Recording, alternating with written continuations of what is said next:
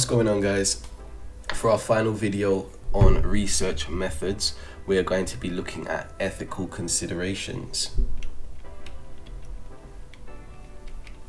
So the British Psychological Society, or the BPS, these guys provide a detailed framework of ethical principles to ensure the safety, dignity and rights of all participants involved in psychological research.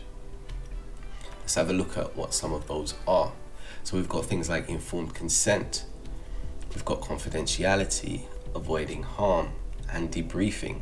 So informed consent is that participants must understand the study and agree to participate. Confidentiality, you should have an idea of what that is. So ensuring that all participants' data is protected. Avoiding harm. So researchers must minimize both physical and or psychological harm to participants. And debriefing is making sure that participants are informed about the study's purpose after it concludes. So informed consent, let's look at that in a little more detail. Participants must voluntarily agree to take part in research with a full understanding of the nature, purpose, and potential risks involved. How do you deal with that? We need to provide a clear, written consent form detailing the study. You ensure that all participants have the opportunity to ask questions and gain consent from legal guardians if participants are either minors or are vulnerable adults. Deception.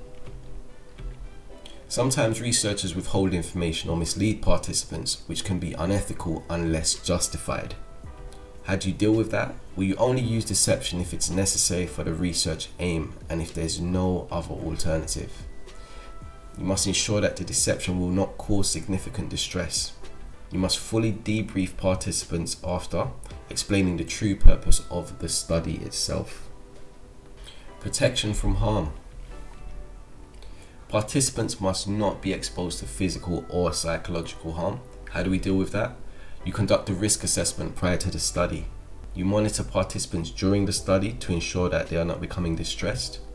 And you ensure support is available if participants experience any level of distress. You allow participants to withdraw at any time without any kind of penalty.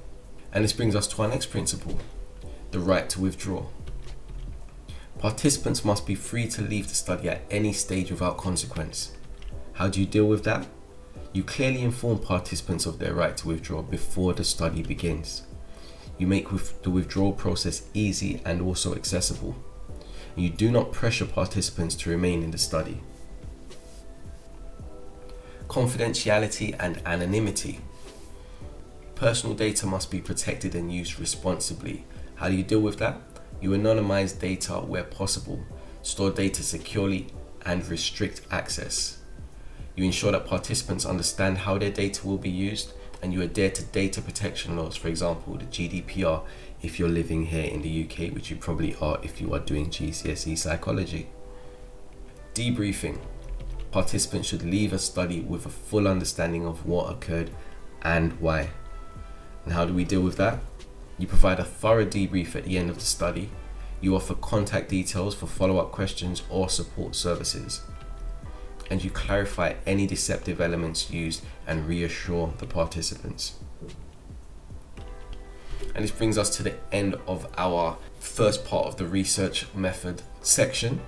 We also need to look at types of data, so stay tuned for that section. Hope you guys enjoyed the video. Please like and subscribe. Catch you guys in the next one. Peace.